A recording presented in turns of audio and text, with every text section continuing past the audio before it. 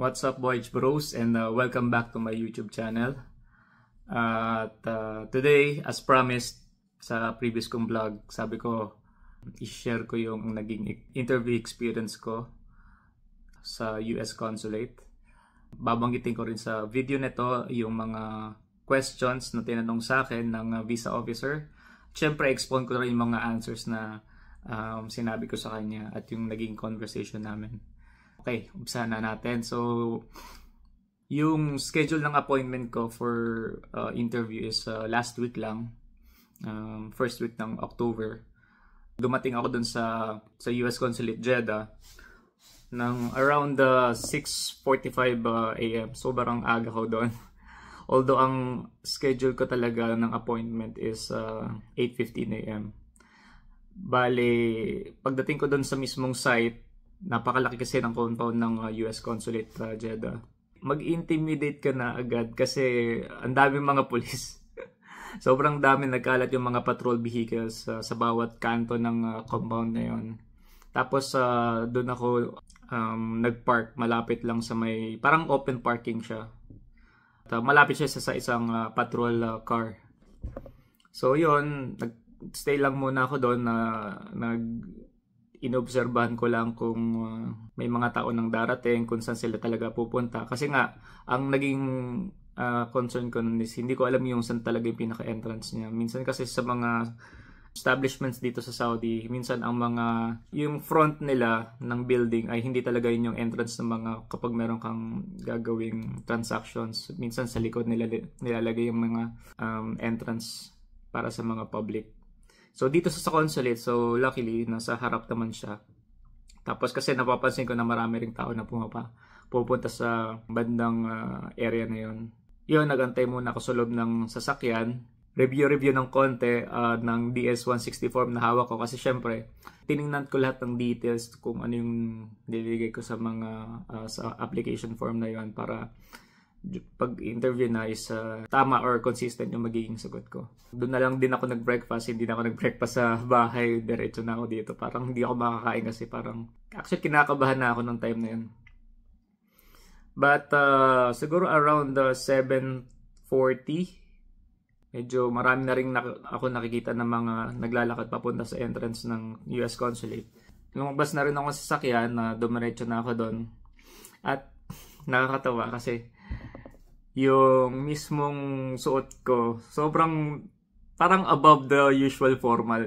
Hindi naman talagang sobrang formal na may necktie. Pero compared sa mga kasabayan ko doon, sila parang mga smart casual lang. Parang sa akin overkill, nakakahiya. Nakakahiya talaga. Kasi naka-brown leather shoes ako, tapos naka-slacks, tapos naka-long sleeves. So, parang overkill yung nagawa ko. Yung iba nakikita ko, naka-polo shirt lang, naka-sneakers, naka-jeans. Yung mga pinapanood ko sa YouTube, anong dapat isuot, what to wear during the interview. Sabi nila dapat din itong outfit. So medyo overkill talaga sa akin. So medyo nag-stand out ako doon. Nakakahiya. Anyway, pagdating ko doon, so heavily guarded talaga yung compound. Syempre, may history na kasi na-attack yung US Embassy, US Consulate dito sa Jeddah. So lumipat sila ng different location na halos ka parallel ng Red Sea Mall. Pang-pito ako sa linya. Mayroon na sang Pilipina doon. So siguro around nasa 50 plus na siya. Feeling ko nurse yung work niya. Tapos yung mga nasa harap sa akin, may mga pamilya, may mga iba, mga flight steward sa isang, I think Saudi Airlines yon. I-hand over mo lang yung passport mo, papakita mo din sa pinakaunang window, and then hahanapin din nila yung confirmation letter na nag-apply ka for visa application. Yan, papapasukin ka na. Tapos doon sa unang pinto ng building, so meron dong x-ray machine. So lahat ng mga valuables mo, possessions, lahat ng mga metal objects and electronic objects, ilalagay mo sa isang bin, tapos iscan nila yon. And bawal magdala ng electronic gadgets, lahat ng mga electronics na may battery, hindi mo pwedeng dalhin sa loob. Pwede nilang i-secure yung mga gamit mo, like yung, halimbawa yung cellphone mo, or kaya susi ng sasakyan na electronic din. Iiwan mo lang yun dun sa may first building, and then bibigyan ka lang ng parang claim stub. And then proceed ko na sa next building. Yun na yung main lobby area kung saan kayo i-interview. So pagpasok mo dun sa main lobby na yun, kukuha ka muna ng queuing ticket. Yung number na yun is yung number mo kapag tinawag ka na sa bawat windows. Pang-pito ako, and then sobrang aga pa kasi. Yung upuan doon is sobrang luwag. Pwede ko mabili kung saan pwesto ka komportable. And then yun na, isa-isa nang tinatawag yung mga applicants. First window na may encounter mo, papakita mo lang yung passport mo. And then iso-surrender mo yung ID picture na 2x2. Pilipining nasa window 1 Iniscan niya lang yung photo ID ko. Binalik na yung passport ko, tapos sabi niya tatawagin ka na lang ulit for the next process. Sa window 2, ang nandun naman sa window 2 is parang Chinese American na sobrang galing mag-English. Ang ganda ng accent niya. Sobrang fluent niya din sa English. Doon, hihingin lang sa'yo yung fingerprint scan mo or biometrics. So, una is yung 4 left fingers, then 4 right fingers, and then yung thumb na magkasabay. And then, after nun, hintay mo na lang ulit tawagin yung number mo for the final window na pupuntahan mo. So, maririnig mo talaga yung magiging conversation nila. Kasi may speaker din yung sa bawat window Merong speaker sa bawat window. So, sobrang public ng area. Para wala kang privacy. Kung ano yung sasabihin mo, maririnig ng mga nakaupo sa likod. Nung time na yon, dalawang visa officer pa lang yung nagbubukas ng window for the interview. Yung isa is babae. At ako, natapat ako sa lalaki visa officer. Tinawag niya yung number ko. Lumapit na ako sa window area. Ito yung mga questions na na tinanong sa akin. First question, is this your first time applying for a US visa? Actually, nagulat ako sa question na yun kasi hindi ko siya ini-expect na yun ang magiging question sa akin. Although madali lang talaga sagutin yung tanong na yun. It's answerable by yes or no, right? Hindi ko siya in-expect kasi ang lagi kong napapanood sa mga videos or sa mga vlogs about US visa application. Kahit mga sa articles na nagsishare ng mga experience nila. Ang laging tanong is, what is the purpose of your travel to US? So yun ang lagi ko talagang pre-practice. Sabi ko, ito dapat yung mga ito yung parang scripted lahat. Dapat kabisado mo yung script ng sasabihin mo. Parang ganun yung nasa isip ko So ito na, meron ako sasabihin na ganito. Pupunta ako sa US kasi nga it's my dream to travel the world. Visit at least one country on each continent. Ganyan. Pero hindi yung lumabas na tanong. So nakakatawa lang talaga. I'm really caught off guard sa tanong niya na yan. But it's okay kasi hindi naman ganun kahirap, diba? Of course, it's my first time applying for a US visa. Sabi ko, yes, this is my first time. And then, immediately, the next question, how long have you been living here in Saudi Arabia? Dito pa lang parang tinitingnan niya na yung socio-economic ties mo dito sa host country kung saan ka nagtatrabaho. Sinabi ko sa kanya na 12 years na ako nagtatrabaho dito sa Saudi Arabia. Honestly guys, 2 beses na tinanong sa akin yon at different situation. Hindi ko alam kung bakit niya kino-confirm. Natatandaan ko, 2 beses niya tinanong sa akin yon. So ang una kong sagot doon is 12 years na akong nag-work dito sa Saudi Arabia. And I told him I have been to 3 companies already. And then, nung second time na tinanong niya sa akin, sinabi ko na yung parang pinaka-exact, hindi naman talaga exact date, yung month tsaka year kung kailan ako nandito. Sabi ko, I've been here on July 2012. So, feeling ko, parang bine-verify niya lang talaga sa DS-160 form na nilagay ko. Kung ano yung parang closest month and year kung kailan ako nag-start nag-work. Tama naman yung sinagot ko, ganyan. Ang next na question na sa akin is, do you have relatives in the United States? Sabi ko, yes, I have a relative there. And are they citizens? And I told him yes. Napakasimple ng sagot ko. So, hindi ko naman na kasi kailangan pang i-expound. I don't think there's a need para mag-elaborate pa. Or sabihin ko, tita ako dito, may cousin ako dito, may cousin ako ganyan. So I don't think kailangan pang sabihin yun. Sinagot ko lang siya ng yes or no. Fourth question, tinanong niya sa akin is, what countries have you been to? Parang ang next follow-up question niya nga is, so you have been to Europe? So sabi ko, yes, I have been to Europe. I have been to... May mali kasi nalagay dun sa DS-160 form. Instead na 5 countries ang nilagay ko, ang nilagay ko lang is 2 countries. Kasi ang pagkaka-interpret ko sa tanong, what are the countries you have been to in the last 5 years?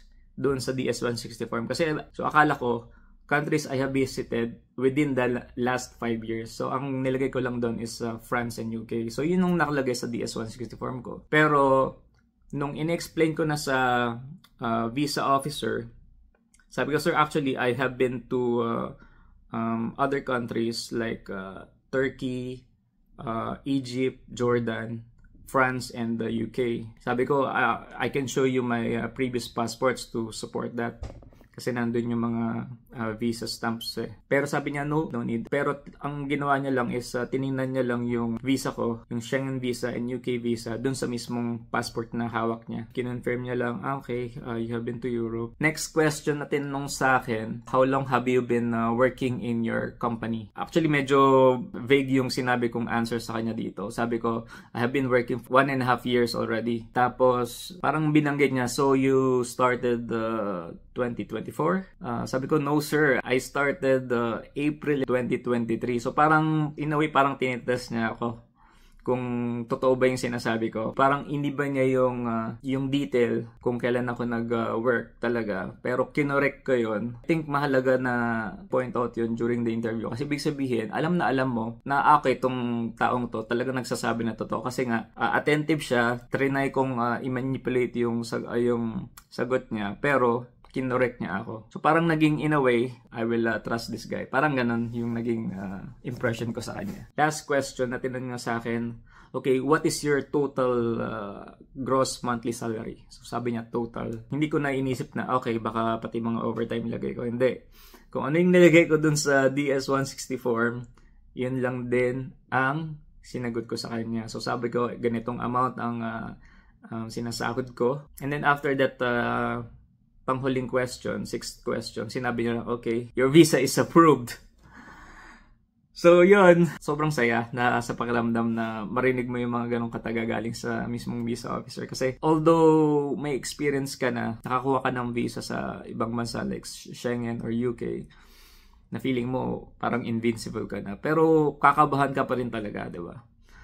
Akala mo well-traveled ka na pero hindi mo alam sa ibang factors ka pala i-fail ng visa officer. Pero luckily, lahat naman nagtugma. I mean, siguro I have proven my socio-economic ties sa host country ko. And then, nakapag-travel na ako sa Europe tsaka sa ibang bansa to prove that I am legit or genuine tourist or traveler. Plus, mahalaga din na yung social media presence nyo, lahat mga platforms na ginagamit nyo, naka-public. Kasi parang isa yan sa magiging basis nila for their background checks. So yun na, binigyan na yung, sinabi niya na sa akin na okay, your visa is approved. At kinip niya na yung passport ko dun sa isang parang lalagyanan niya ng mga passports na nakakapasa. So sobrang saya ko, hindi ko ma-contain yung saya ko. So lang ako paglabas ko ng mismong lobby na yon or ng building na yon. Isa pang point is sa dinami-dami ng mga supporting documents na dala ko, may mga proof of relationship, mga proof of ownership, mga ng properties, mga marriage certificate, mga certificate of live births ng mga anak ko. Ang dami kong documents, COEC, travel itinerary, meron pang akong bank statement kahit hindi naman talaga required. Ang dami kong proofs, pero ni isa doon walang tiningnan si visa officer. So, pero guys, hindi naman sa sinasabi ko na gayahin niyo ako. I mean, although walang tiningnan siya, experience ko lang yon kasi iba-iba tayo ng situation mamaya. Matapat kayo sa visa officer na okay, gusto niyang makita yung ganitong document. O paano kung wala kayong dalang document, di nga automatic bagsak na kayo. Diba? Or kasi wala kayong proof eh. Paano nyo ma-explain sa kanya? It pays pa rin na i-prepare mo yung mga documents na yan. Kahit sabihin natin more than 90% chance na hindi siya titingnan talaga. So sabi nga nang nasa papanood ko sa mga ex-visa officers, hindi daw sila nagtitiwala sa mga documents na dala ng mga applicant kasi pwedeng PKN, pwedeng i-forge yung mga documents na yan. Kapag dating mo sa window, ang hihingi na talaga sa'yo is yung passport mo. And nothing else. So, hindi sila maniniwala sa mga documents na dala mo. Pero, yun nga, dali mo pa rin. Medyo conflicting, no? Ako, nalilito na rin ako eh. Kasi, Yun ang kalakaran. Minsan hahanapin sa'yo, minsan hindi. Madalas hindi. So, pero huwag ka baka sakali, dali mo pa rin, just to be sure. Kasi one time ka lang i-interviewin at one time lang sila magbibigay ng decision. At kung yung one time na yan, matsyempohan ka na hinahanap pa ang document sa'yo, sayang ang binayad mong visa fee. Ang napakamahal pa naman, di ba? Hindi rin biro yun. Nasa 11,000 na siya ngayon. Siguro magiging tips ko lang kapag turn nyo na para interviewin ng visa officer for US visa, be prepared. Hanggat maaari, basahin nyo or i-review nyo lahat ng mga nilagay nyong information or details doon sa DS-160 form. Kasi yun yung magiging basis nila. At honestly guys, yung mga tanong niya sa akin, pakiramdam ko puro leading questions. Meaning, feeling ko may decision na siya bago pa ako may interview. Kasi yung mga questions niya parang for confirmation na lang Parang bine-verify niya na lang talaga yung pagkatao ko. Kung genuine tourist ba talaga ako. At hindi ako magiging illegal migrant kapag nakarating na ako sa US. Parang ganun talaga yung naging pakiramdam ko. Kasi alam niya na yung sagot and then parang kino-confirm niya na lang sa akin. Pero theory ko lang naman yun na may decision na sila bago pa ako interviewin talaga. Of course, they're doing their due diligence sa kanilang background check. Chinek na nila lahat ng mga details ko. Kinonfirm na nila lahat ng mga travels ko, social media ko. Bravo sa US consulate. Sobrang dali lang. Umabot lang ng 6 questions yung tanong sa akin. And then, palagay ko less than 5 minutes in total yung tinagal ko dun sa window niya. All the time, kasi mas madali siyang nakatutok sa kanyang computer kaysa tumingin sa akin. So, pero ako naman, eye contact din talagang ginawa ko sa kanya. Ang tip ko lang sa inyo guys, be honest, be confident kapag haharap kayo sa visa officer.